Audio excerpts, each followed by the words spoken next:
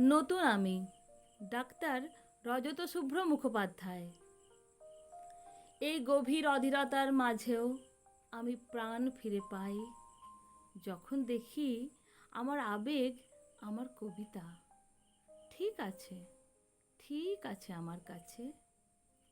এই চঞ্চল অকুল সাগরের অনন্ত যাত্রার পানে তাকিয়ে আমি আনন্দে তালি দিয়ে উঠি আপন খেয়ালে, কালের নিয়মের বাধা ভুলে। সেই সুরে আমি কবি, আমার ক্লান্তির আধারে হারিয়ে যাওয়া বেদনা, যেখানে ছন্দ, বাণী, শ্রী কিছুই নেই, তারই ভিতর কেমন করে আমি জেগে রই।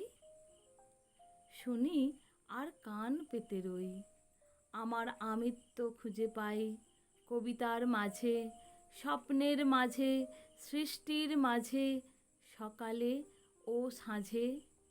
এই দুঃসময়ে তাই প্রাণ মাতায় হঠাৎ হঠাৎ বেজে। নমস্কার।